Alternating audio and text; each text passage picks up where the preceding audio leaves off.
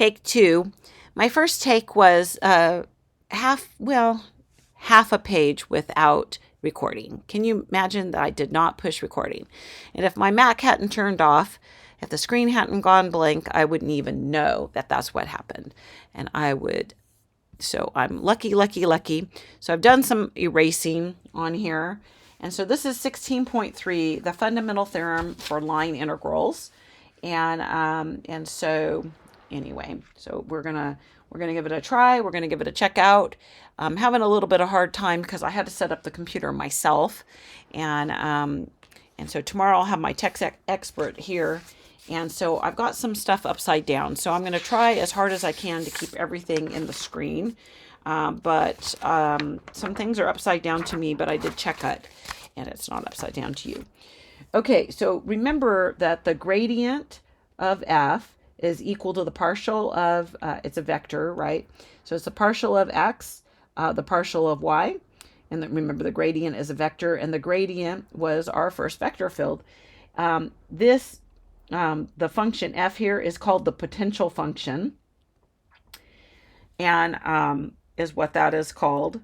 So, and then this is if our vector field, and I guess I should have a little vector thingy on there, but if our vector field is equal to the gradient of the potential function, then we say that the vector field is a conservative vector field. We say f is a conservative vector field.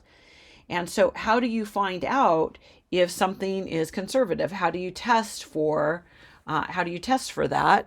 Keeping it in the screen here.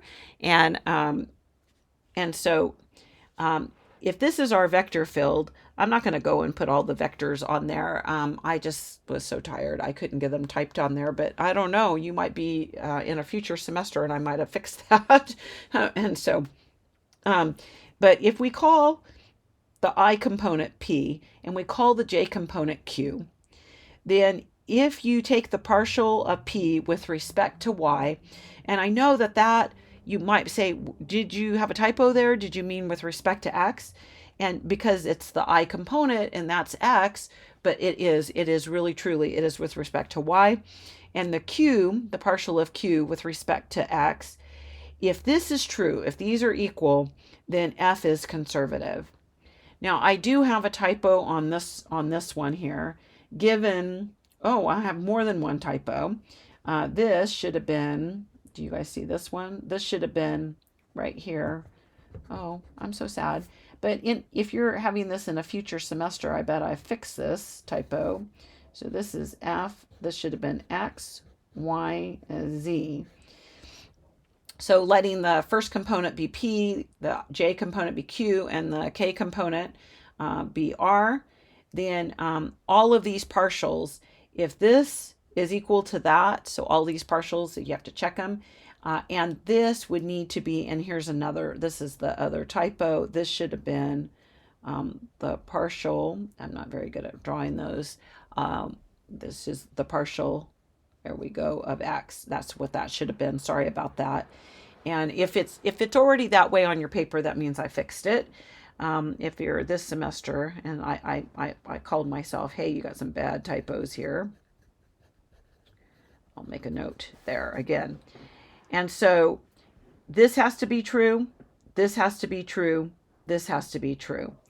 Another way of checking this is to check if the curl of F is equal to 0. If you're like, I don't know what the curl is, it's because we're going to cover it in 16.3. But I am thinking about maybe changing the order. So if I change the order, then I might make this video again. I don't know. Anyway, but if all three of these things are true, then F is conservative. Once you know that F is conservative, then you want to find that potential function. And this is a suggestion on how to find the potential function. It's not the only way of finding the potential function. If you see something that you like better, then great. That's just wonderful. So the first thing, so we're trying to find something. We're trying to find a potential function f, so that when we take the gradient of it, that's equal to our vector field. And remember, the gradient is the partial of x I and then the partial of y j. And so what you want to do first is you want to identify the partial of x for sure. And if you want to, while you're here, you can identify the partial of y. I've now found that the partial of x is what you really need.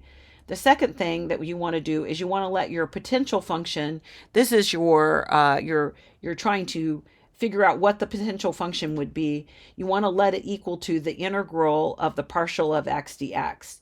And when you take this integral, don't forget the plus c, the plus a constant. But remember that this was a partial derivative, so y was treated as a constant. So when we get the plus c, that could be constant values like 3 and 4 and 5, or it could be y values like y squared and sine of y and all of those things. So because this was a partial with respect to x, you would need to write your constant so that people would know that it could be in terms of y. It could be a function of y. And so we call it, the book calls it g at y. I'm going to call it the same thing. And then what you want to do is you want to check to see if you're right. You can find the partial of x mentally. It should be working. And I realized later on, this is not a bad typo. This was poor sight, not seeing what it would be better. You want to compare this to p is what you want to compare that to, and remember what p was right here. And so that's what we want to really do. So instead of, I say, compared to the one thing in one, really you want to compare it back to p, which was coming from your vector field. Okay, now that should be exact because you made that work. So that should be, if it's not, then hey, you've made a mistake and you should try to fix it. So that you should be good here because you made this work. And so if it's not working, then you have a mistake. Then you want to find fy, now the partial of y. Now that one you should probably write out. And so from the potential function that you found in 2, and you want to compare it not to 1 but to q, I think is better. So I want to put q here. I wish I had the white out. And so I would use it and put a little white out on top of that. So I'll circle these two to fix. And then you want to solve for g prime at y if it's not 0. And then you want to fix up your potential function with what you just found. And don't forget the plus c. And I say your book uses k. And so if you look in the back of the book, they use capital K. I usually use a capital C. And then you want to test it to make sure that it works. And so anyway, to make sure that you haven't made any mistakes. And then I had to do, because I told you that I was not recording. And so I've erased like crazy on this page because I didn't want to have to reprint it because I'm low on paper at my house. And so, and I'm low on ink. You can see that it's all a little bit blurry. Anyway, I don't know what else I'm low on. Ink, paper. I got pretty high spirits because I got to go to the Mesa banquet tonight. And I don't know, I mentioned it in the other video, but I don't know if I mentioned it in this video, but I did win at the Twister. And so anyway, that's pretty good. So I want to determine whether or not this vector field is a conservative vector field. So first what I want to do is I want to label the I component P and the J component Q. And then what I want to see is if the partial of P with respect to Y is equal to the partial of Q with respect to X. If they are equal to one another, then it is a conservative vector field. F is a conservative vector field. If they're not equal to one another, then it's not conservative. And so when I take the partial of P with respect to Y, and so here X is a constant, so that's 0. And so here you're going to take the derivative of Y, so you get 1, and X is a constant, so this is equal to X. And then on the other for q, you're taking the derivative with respect to x. So the partial with respect to x. So x, the derivative of x is 1, so I get minus 2y. And those aren't equal to one another. And so since they're not equal, then what this means then, f, our vector field here, this is a vector field, is not conservative. So if you wanted to find like work or anything like that, then what you would have to do is you would have to do the kind of stuff that we did in 16.2. And that took us a long time to do all of those examples because there were just so many different types. And I think I only did one type twice.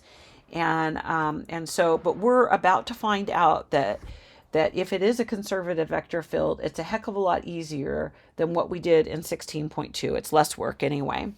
Okay, so we're going to try the next one. And if you were guessing, that's kind of the story here. You probably would guess that this one is going to be conservative.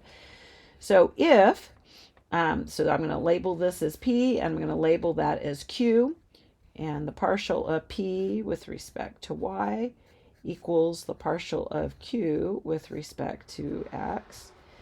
And so when I take this, I get 2, right? So the partial of P with respect to Y, that's 2, making sure I'm still in the frame here a little bit, scooting over. So this is 2 equals, and then you're taking this with respect to X. So when you do that, you also get 2. And so since they're equal to one another, that means that F, our vector field F, is conservative. Now what it means to be conservative is that means that F, our vector field, came from the gradient of some potential function. And what we would like to do is we would like to go and find that potential function. And there's a strategy that I kind of outlined on the first page there of how to find that potential function. The outline that I've given you isn't the only way of doing it. So if you find a better way of doing it, come and show me it.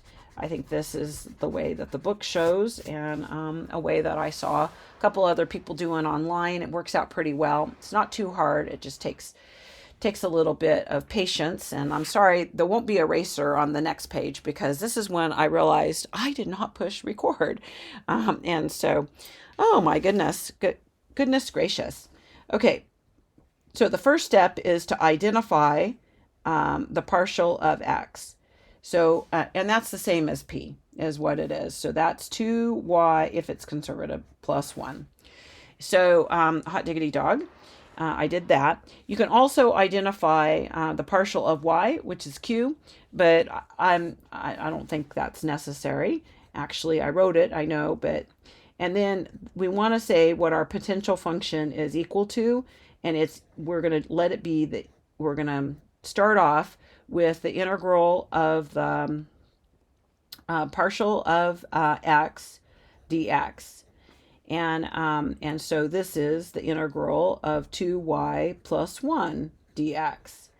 And don't forget when you take that integral that you need plus c.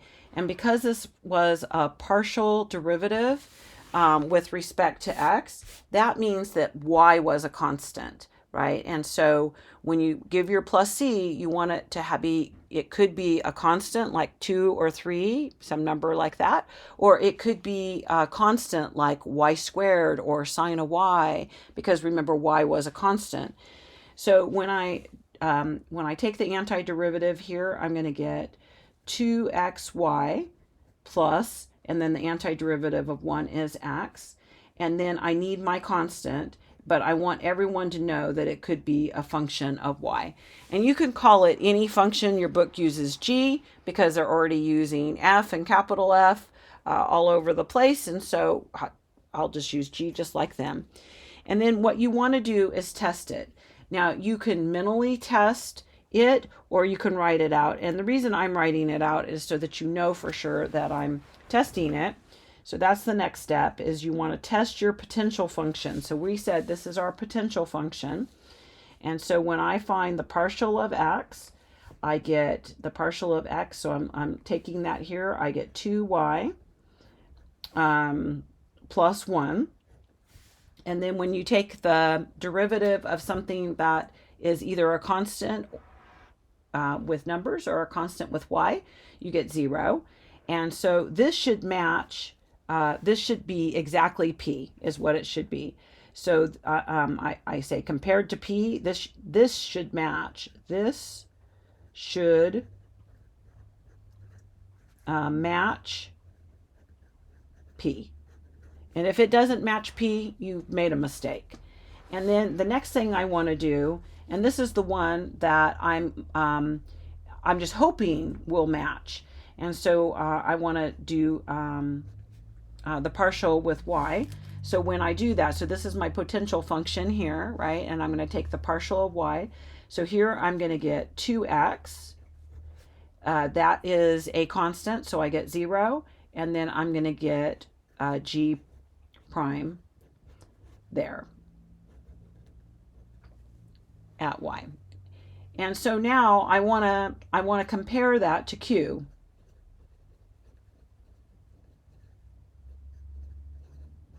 So when I compare this back to q, you notice 2x, and then, well, it must be that g prime of y equals 3.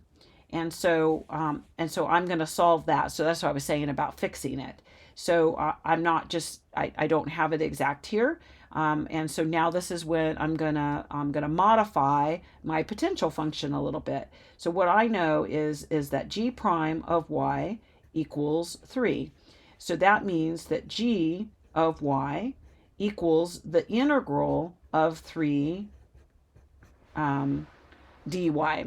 And so, and when I take that integral, I'm going to get that equals 3y plus some constant. And that constant there will literally be, am I off the page almost? Will literally be a constant. So now I can adjust my potential function. So that's the last thing I'm going to do, is I'm going to say what my potential function is, and I'm going to give it a test. So now this is going to be my potential function equals, and so 2xy plus x, and then instead of g at y, well, we just found out that was 3y plus, so plus 3y plus c. And then I'm going to mentally test it, is what I'm going to do. So when I take, because I want that when I take the gradient, right, when I take the gradient of this, that I get f. And remember that how you find the gradient is you find the partial of x, and that is I, right? And then the partial of y, and that is j. So, and so this is what it should be matching to. So when I take the partial of x, well, I get 2x. No. X is a constant. I'm taking the derivative with respect to x. The derivative of x is 1, so I get 2y. And the derivative of x is 1 plus 1. The derivative of this is, oh, you can't see what I'm writing. You can't see what I'm pointing at to. Sorry, just checking you. So I'm trying to make sure that this is equal to f. So when I take the derivative of this with respect to x, I get 2y, and I'm matching it to the p, and I get plus 1. And then the derivative of this is equal to 0. And good news, it's not there, right? And the derivative of the constant with respect to x is 0. Now I want to do the partial with respect to y. So when I do that, here I get 2x, here I get 0, and here I get 3, and here I get 0. So you can see that it matches here, 2x plus 3. It was too big for my paper, for me to point at what I was comparing to. I hate to do it one more time, but it was really bad. It was really bad form. I'm backed up a little bit. I took the derivative of this with respect to x, the partial of this with respect to x, and verified that it equaled that. Then I took the partial of this with respect to y, and I verified that it equaled that, and it did. So I celebrated. Hot diggity dog, I said. No, I was trying not to say that anymore. Not as much anyway. I don't know. Maybe I'll still say it. I was grateful. I was happy. It was Thanksgiving, and it's not Thanksgiving yet, but it's going to be very soon. Okay, so we're going to need that paper, so don't get away from me. And all this eraser dust from that crazy situation that happened to me, it was nutso. Okay, so this is the fundamental theorem of line integrals. Lastly, for conservative vector fields, we don't need to find the curve because the line integral is independent of path, meaning the integral will be the same no matter what path we choose as long as the endpoints are the same. Theorem. Let C be a smooth curve given by the vector field, the vector function r at t, with t trapped between a and b. And let f be a differential function of 2 or 3 variables whose gradient vector del f is continuous on C. Then the work done is equal to del f dr equals, and then this is some notation, out of your, well, is it out of your book or did I get this from Professor Leonard?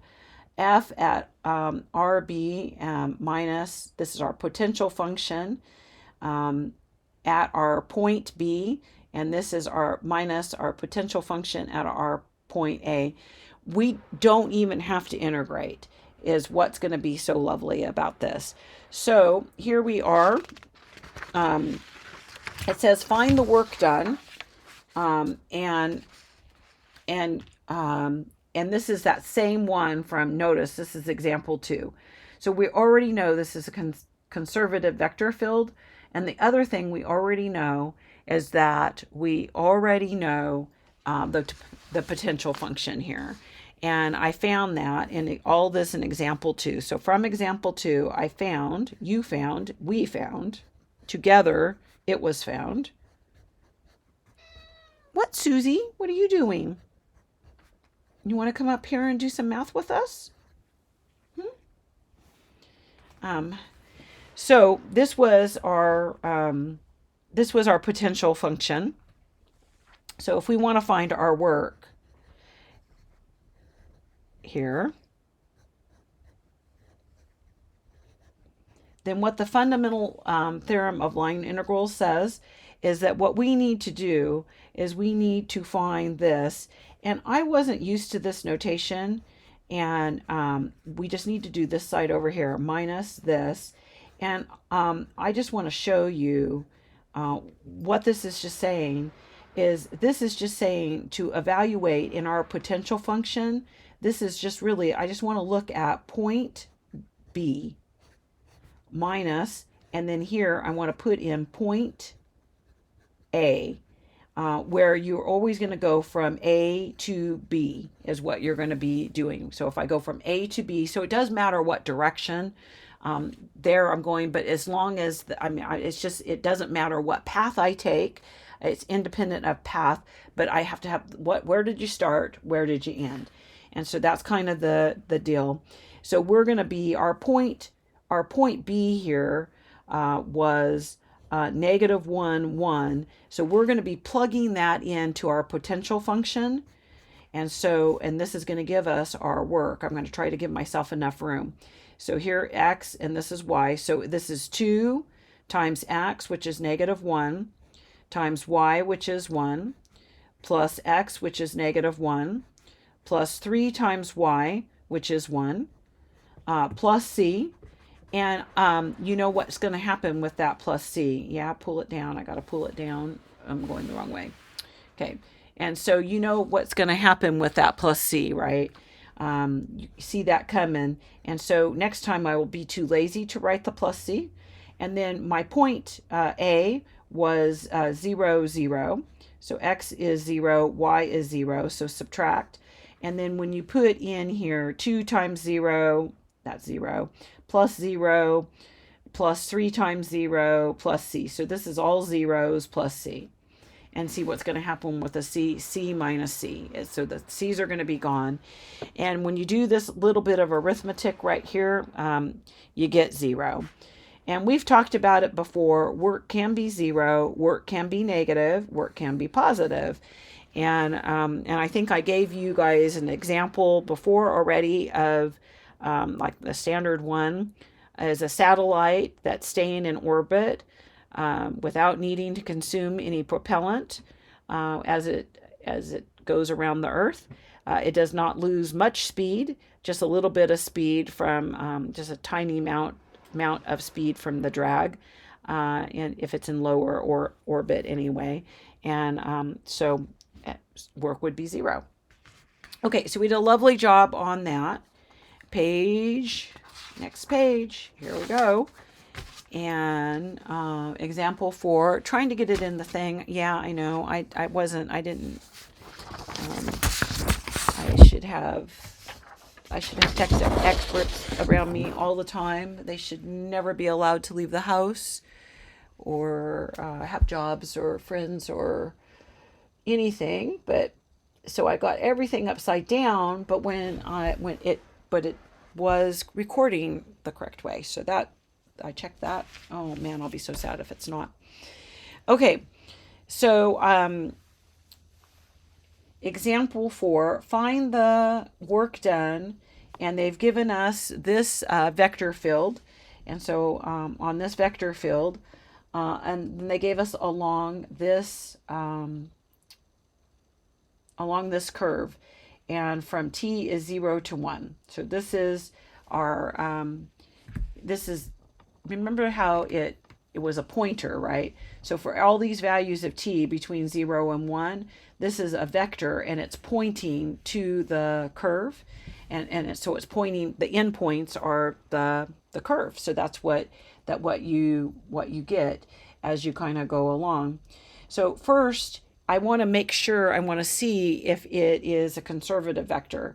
A conservative vector field. If it's not a conservative vector field, then I would have to solve this problem like we did in 16.2, but I have all the stuff I would need to do that if I needed to.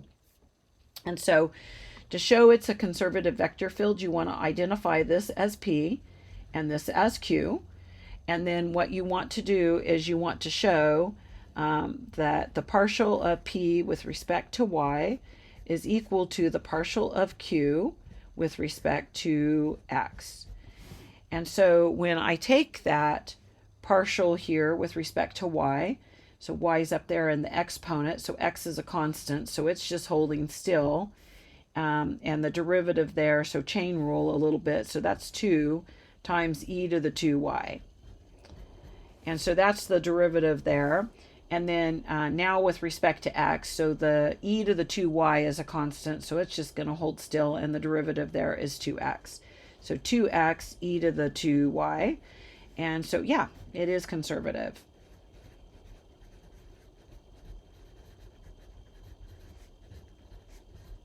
So I'll smile. So that means the next step after that is to find, what I want to do is I want to find the potential function, so that when I take the gradient of that potential function, I get f, and that's f right there. And so that's the next thing to do, and it's kind of a process that you use.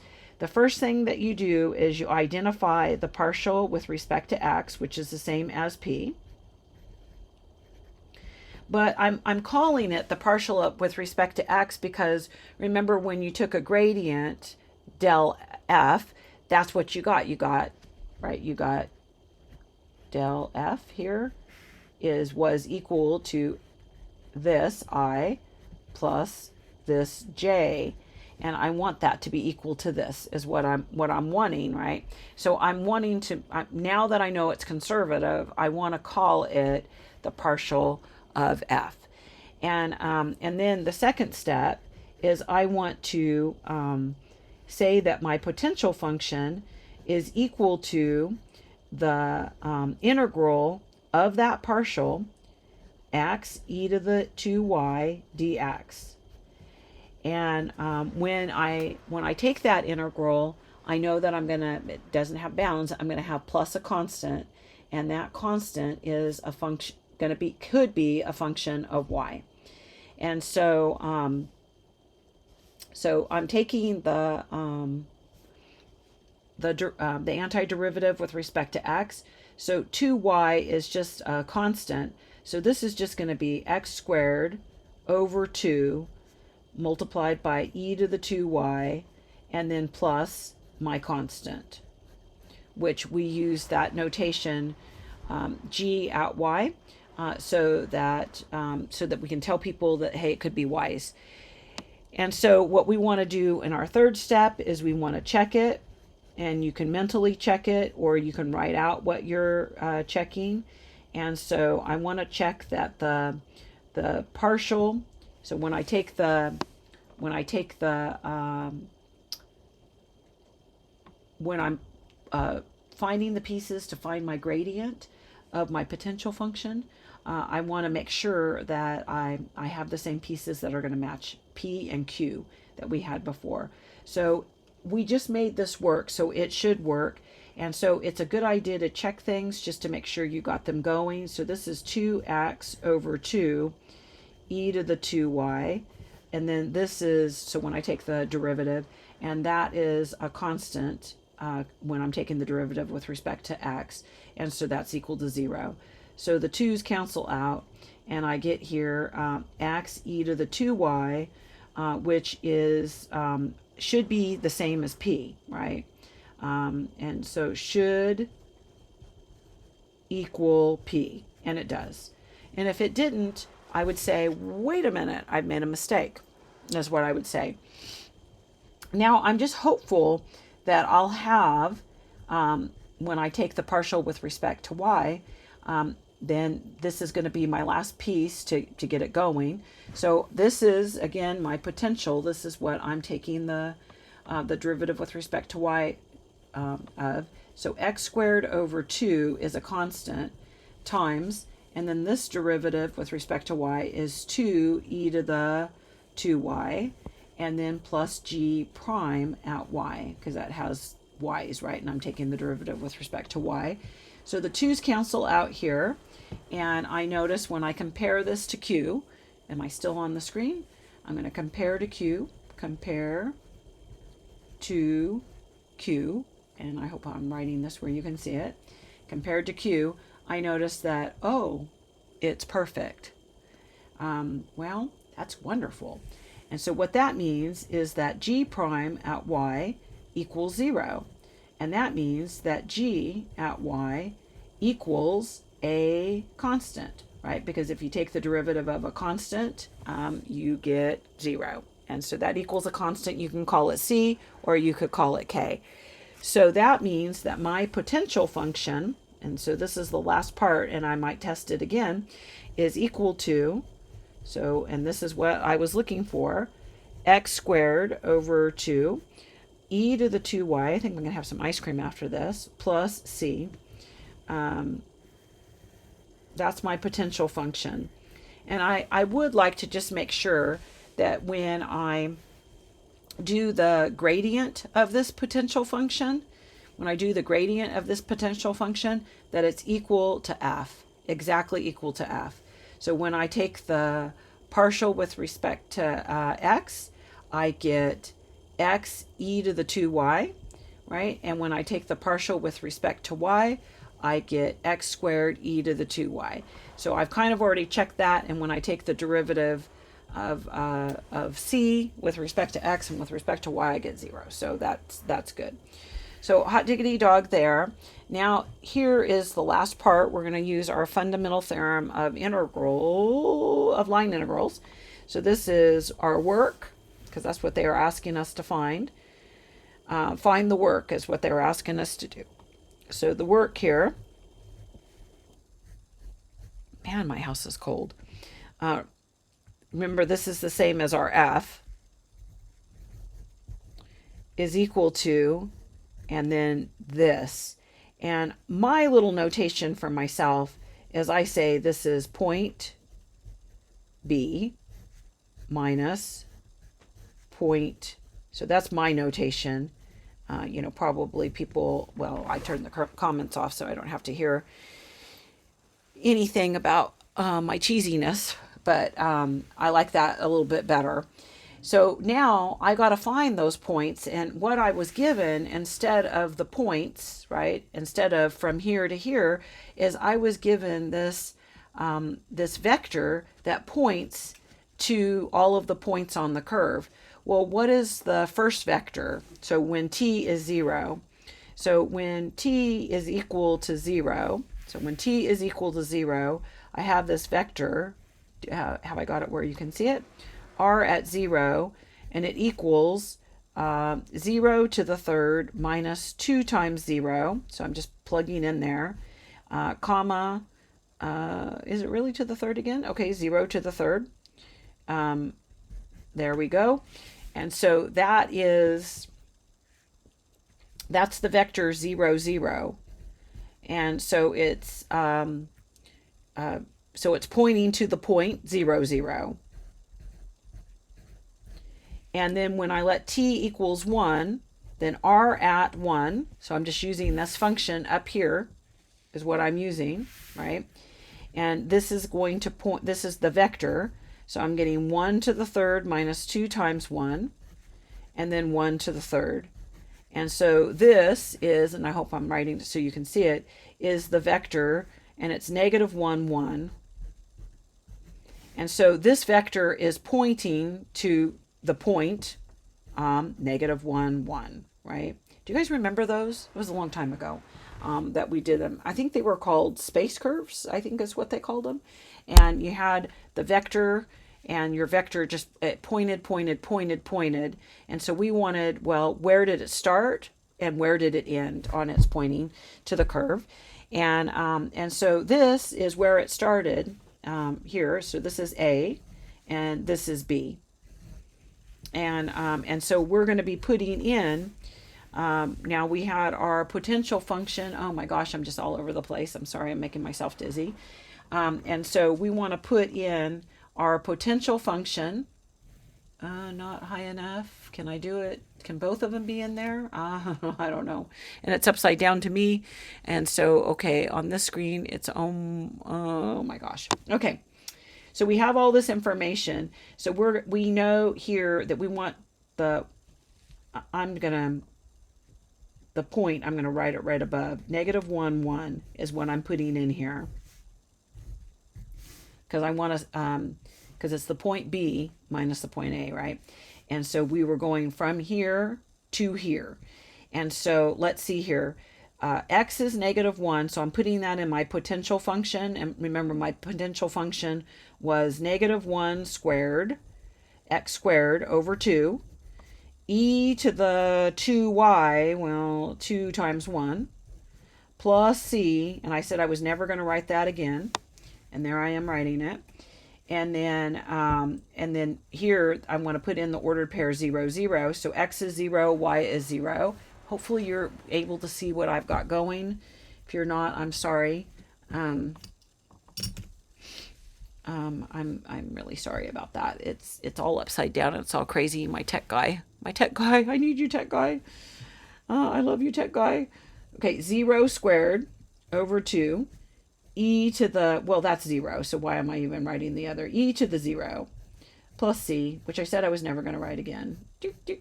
So this is 0. And so this is my answer over here. So this is 1/2 e to the 2. And that's my work. Work all day long. How's that song go? I'm ready for a good time. Yeah, I am. And I'll have ice cream. Oh, maybe hot chocolate. It's really cold in my house. Okay, so we did a good job on that. No, we got to work. I wonder if I texted for hot chocolate, I wonder if it would come. I wonder if that would happen. Or if I would, I do have a typo on this problem, example 5. If you're watching this video at a time and I didn't change the video, then you might be looking at yours and saying, no, mine was already right. I went to do this and I was like, what the heck? And then I realized, oh, I made a typo. So sorry about that. So fix that. It was 0, 1 instead of 1, 0. I'm still blaming the cat. Anything that goes wrong on my typing, the cat's fault. Because I think that little cat should do a little bit better job at typing than she does. And I mean, she's a sweet girl, but I mean, and I know that it's hard for a cat to type because their fingers are kind of short and everything. But okay, so it says find the work done on, and then they've given us this vector field. And then they said C is the line segment from 1, 0 to E1. And so perfect. And so we're saying to ourselves, well, if it's conservative vector field, then it'll be a lot easier. And so this one I didn't lead you on it, I guess. And so that's what you want to do when they ask you. You want to see if it's conservative. You might be able to kind of check that a little bit in your head. And then if you can see that it is going to be conservative, then you write it out so that, because remember when you're showing your work on your test, you're showing your work on your homework, you're showing your work on your lab, you're showing your thought process, right? And so you need to show that work. You can't just say, yes, it is conservative. You got to show why it's conservative. You have to show reasoning to support your conclusion. But if it wasn't conservative, I would still be able to do this problem. It would be a problem like we did in 16.2. And I don't know if you remember those. We would be saying, t is 0 here to t is 1 and all of that stuff. And I would be parameterizing that in terms of t is what I would be doing, and then finding my vector r. And so that's what I would be doing. So but I'm hoping not to do that. So I'm hoping it's conservative. So on a lab or on a test, I might not know. They might not tell me that it's conservative. I might have to try to take that initiative on my own and try to figure out on my own. And so what I want to show is that the partial here is equal to that partial there, is what I'm wanting to show. So this is if this is true, then it's conservative. And this pencil's starting to get dull, but I really like that I found this kind of a pencil. It made me really happy. I've been using only these kind of pencils for a really long time, and I don't know, this was like taking me back to my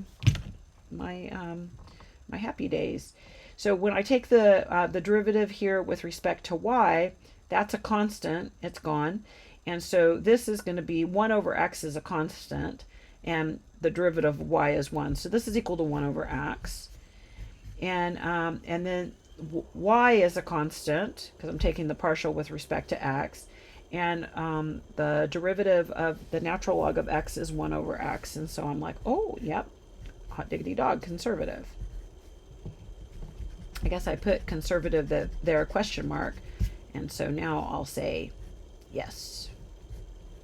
And so what that means to me is that means that I can find a potential function.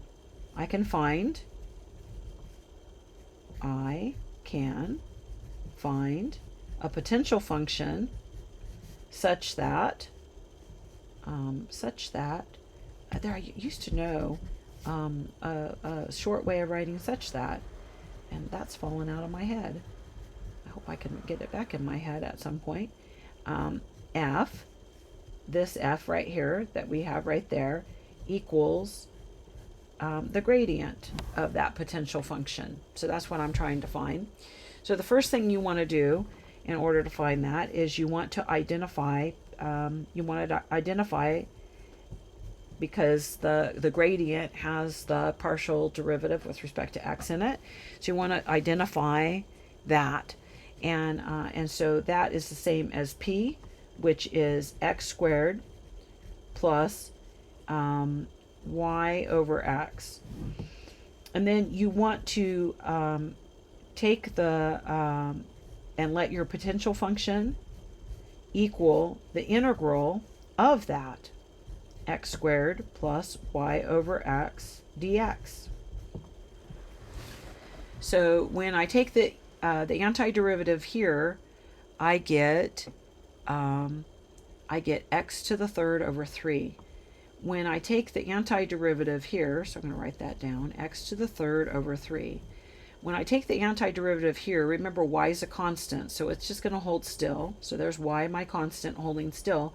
And I'm taking the antiderivative. This is what I got going on, friends. I got the antiderivative of 1 over x. And do you guys agree that that's the natural log of the absolute value of x?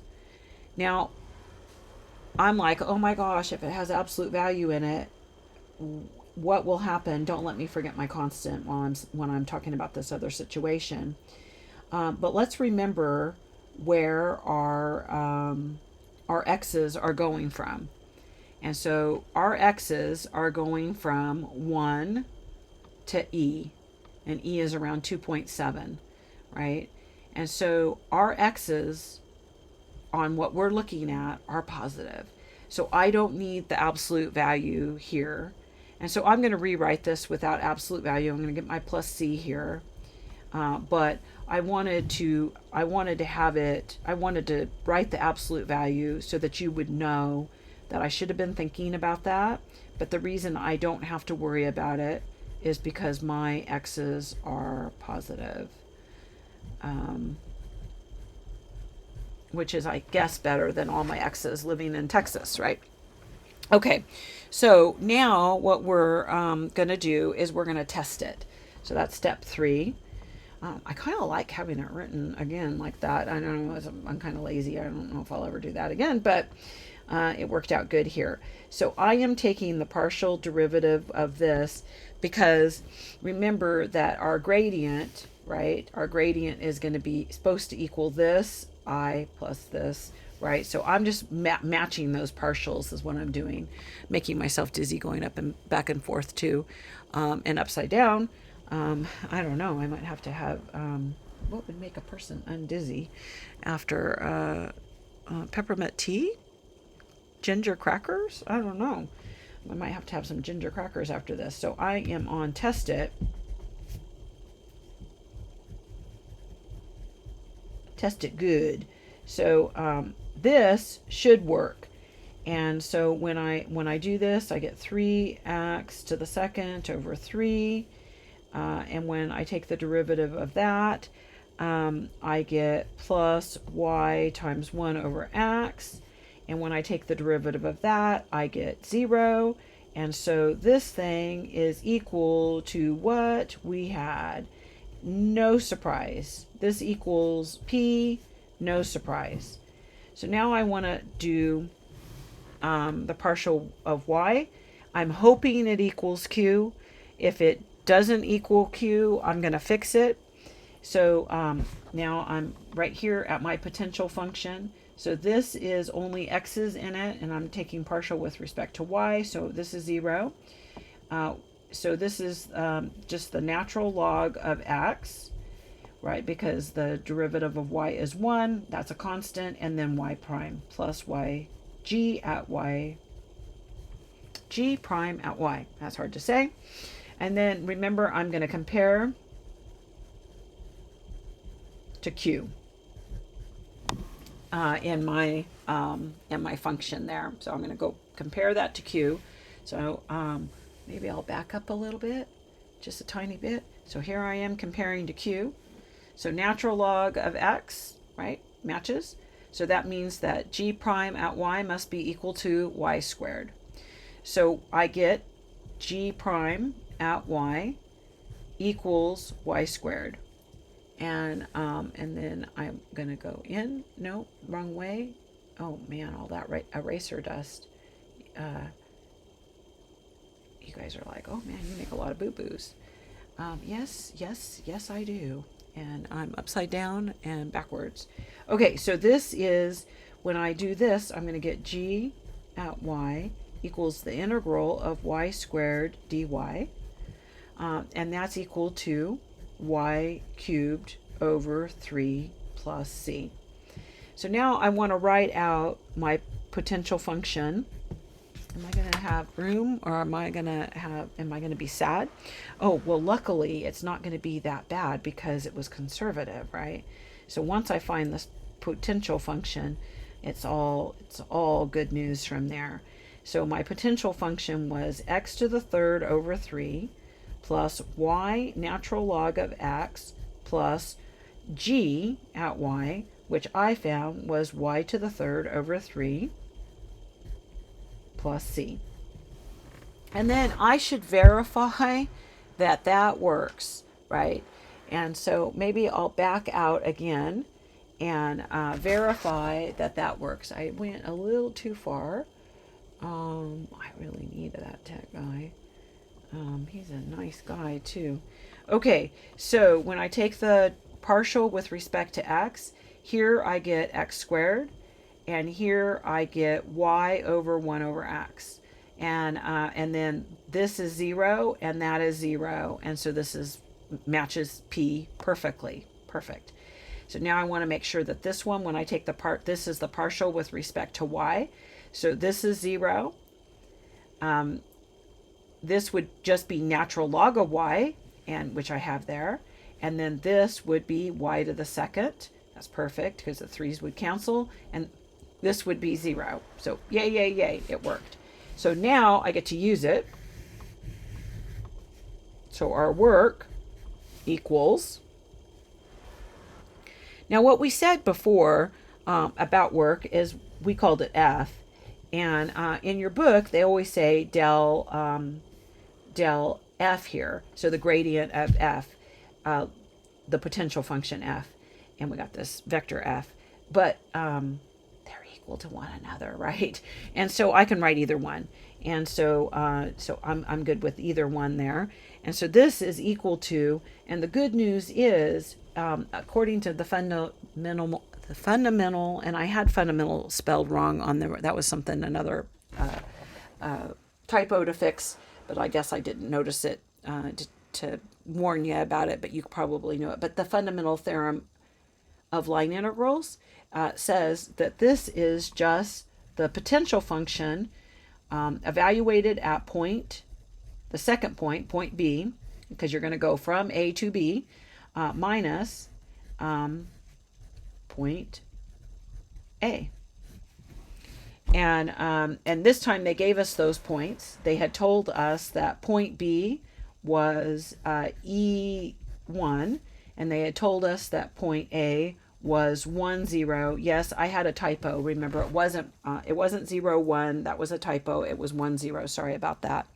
And so when I put this in, so I'm putting this into my potential function. So e to the third over 3 plus 1 natural log of e plus 1 to the third over 3. And I'm not going to write the constant because I promised I wasn't. Minus, and then, and this is how I found out it was a typo the first time I did the problem, is because when I went and I put this in for x, when I put in 0, I was satisfied with it.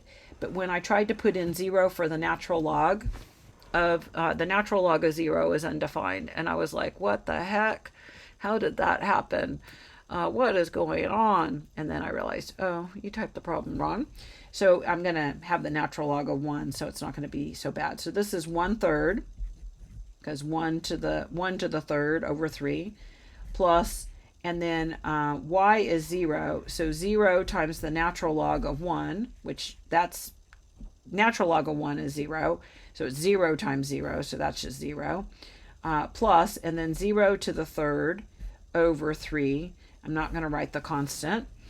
And so now I have my answer here. Now the natural log of e is equal to 1. And so this right here is equal to 1. This was 0. And so here I'm going to have e to the third over 3. This is probably where I make my mistake, right? Plus 1/3. And then minus 1/3. So this, and those are 0. So I think my answer for my work all day long, clicking my boots till dusk till dawn, how does it go? I don't know, is this. I hope I'm still on the screen so that you can see it. So we did a lovely job on that. Yay, you say.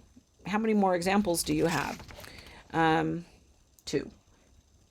Too many. I have too many examples. I always have too many examples. It's better to have too many examples than not enough. Maybe you don't agree. And so I guess you could fast forward me, make me go faster.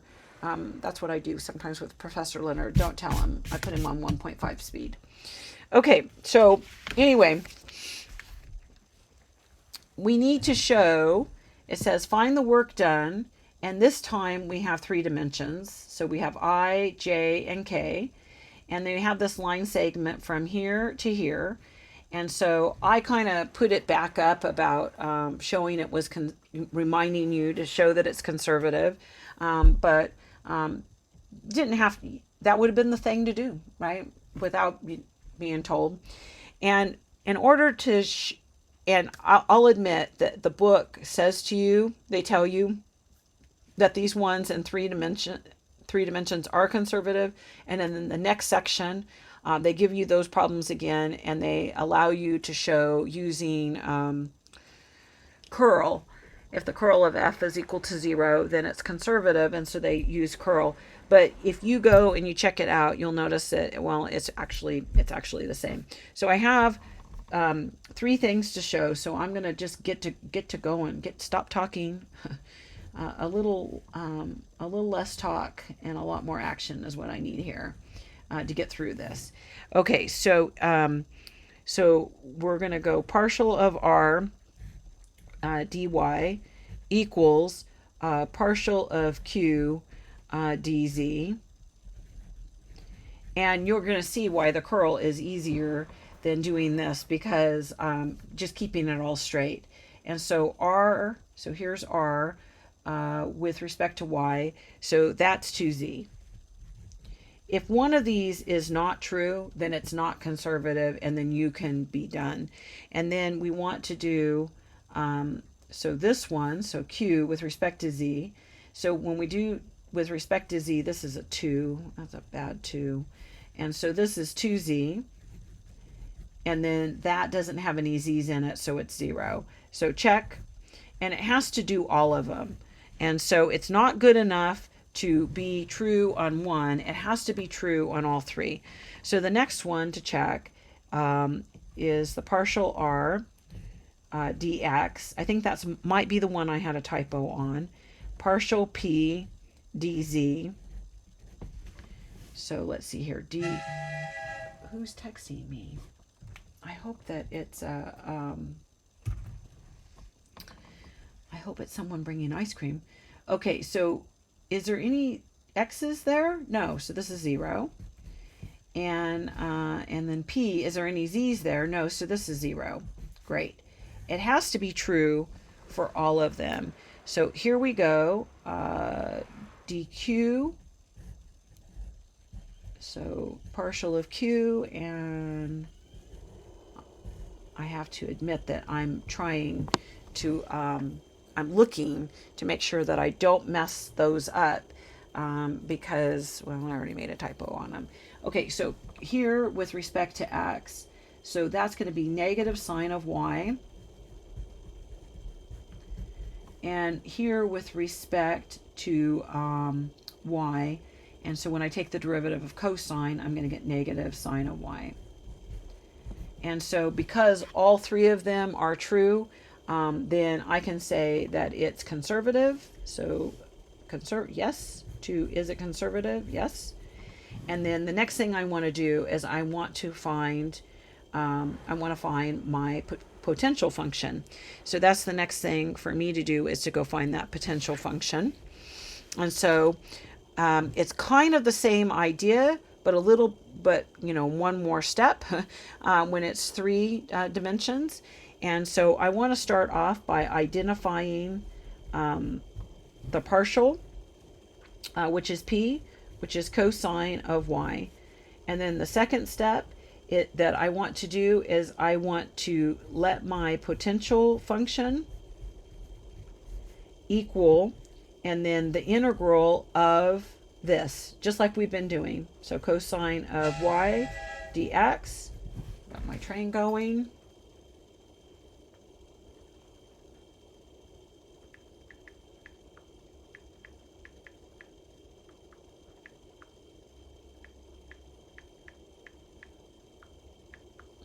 I have to say what I'm doing.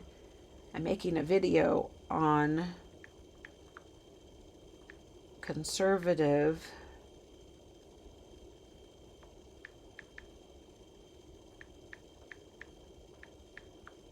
vector fields.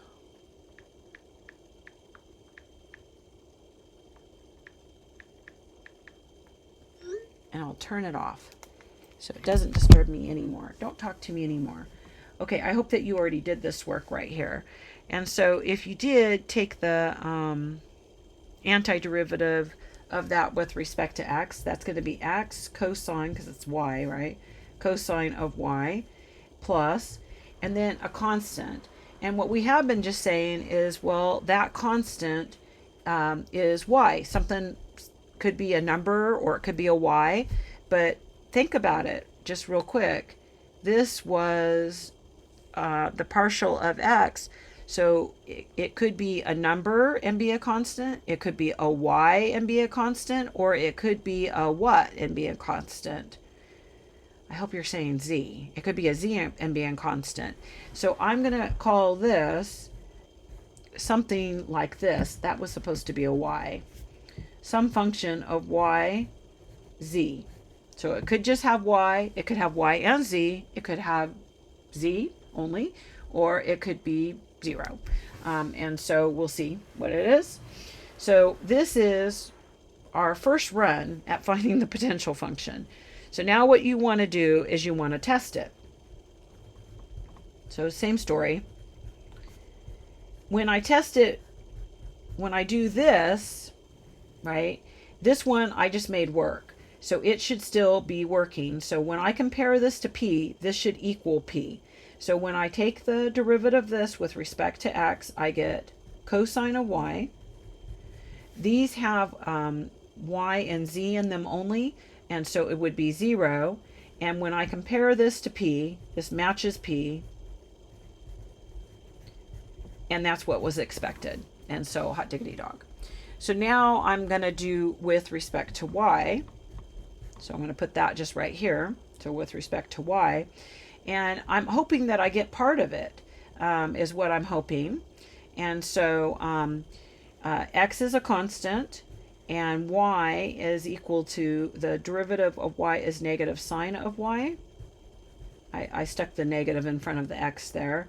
And then plus, and then when I take the derivative here, this could have z's in it, but I'm only taking the derivative with respect to y. And so the notation that the book used for that is they said that this was the partial of g with respect to y. So it was the derivative there, the partial of g with respect to y. I want to compare that to q, and I notice, well, that there is part of it missing, right? When I compare this back to q, so that matches up, that's good. So this part here must be equal to z squared. And so I'm going to solve that. So I know that this thing right here, those partials, is equal to z squared. So that tells me that this thing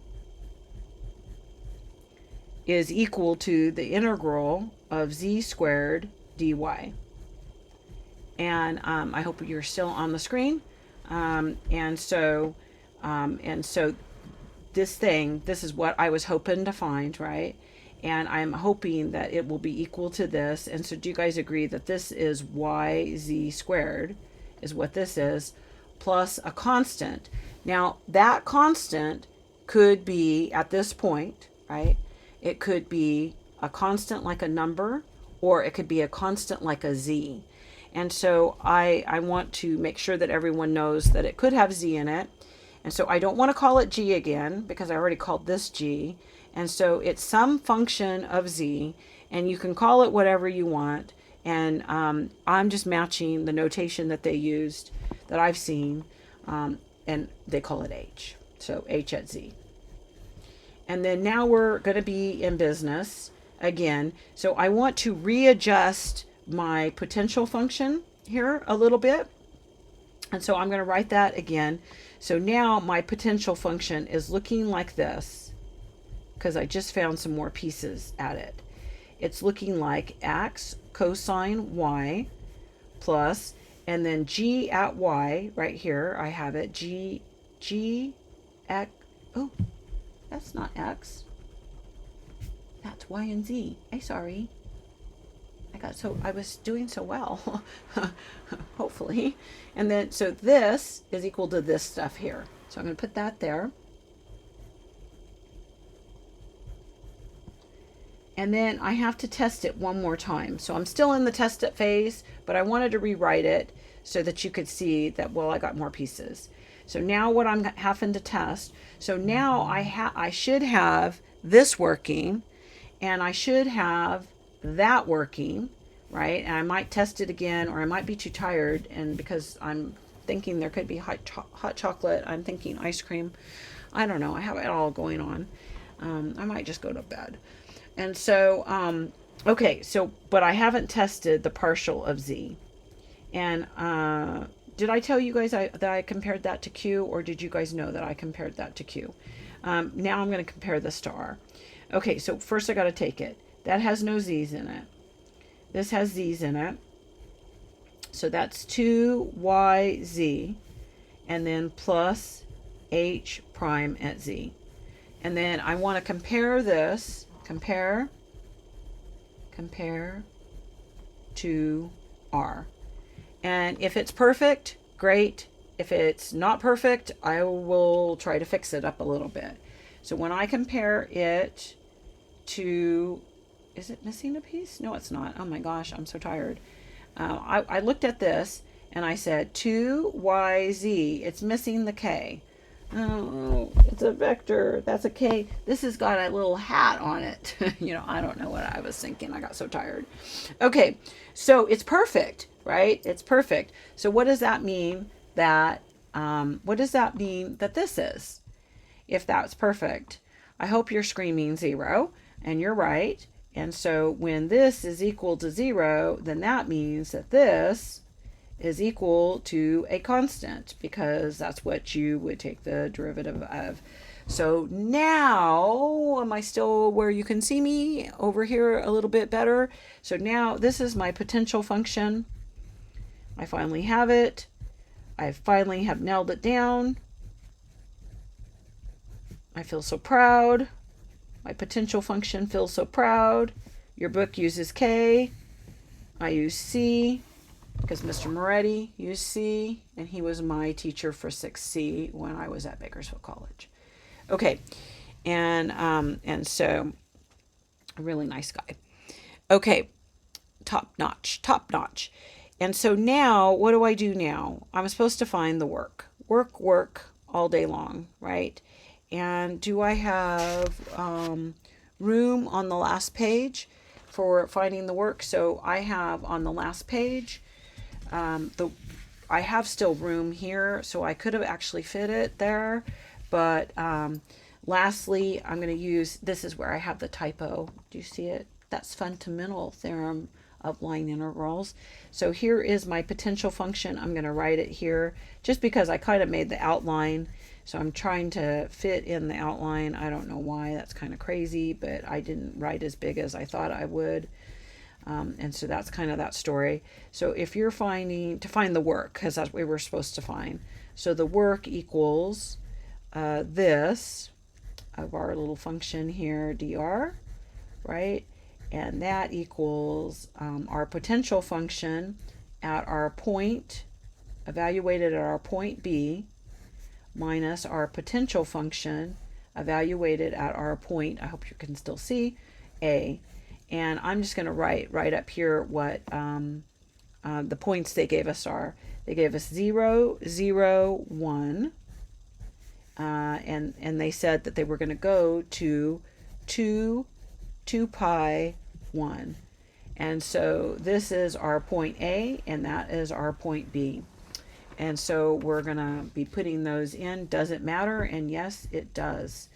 And so I think it would be negative of each other if you put them in backwards, right? And you wouldn't know because work can be positive or negative. or 0. And so you would, anyway. Okay, so I'm right here putting in 2, 2 pi, and 1. So for x, I'm putting in 2. You can't see it, and I went the wrong way. For x, I'm putting in 2. For cosine, I'm putting in 2 pi. For y, I'm putting in 2 pi. So that was y. For z, I'm putting in 1. And I'm not going to write the constant. And then point A was 0, 0, 1. That's kind of nice. So x is 0, so that wipes out the cosine. So I'm not even going to write that. And plus, and then y is 0, so that wipes out the z as well. So I won't even worry about that. And I'm not going to write c because I wasn't writing c. So that's kind of lovely. Not bad at all. And when I do the math there, cosine of 2 pi, is that equal to 1? So this is equal to 2, and then this is equal to plus 2 pi. So that's the work. 2 plus 2 pi. And then this here, I put it on there, and it was just kind of, am I going to have to back up?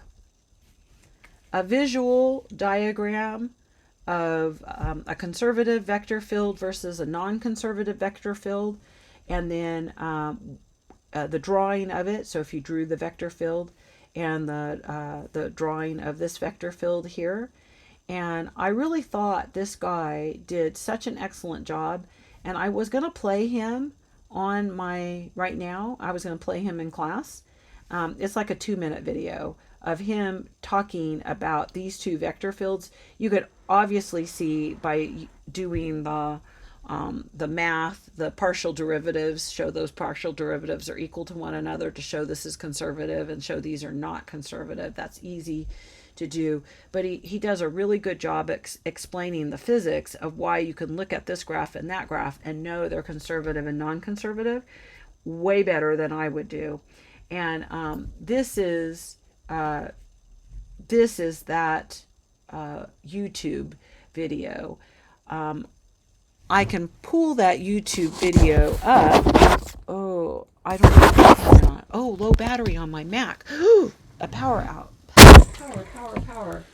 Where is my thing?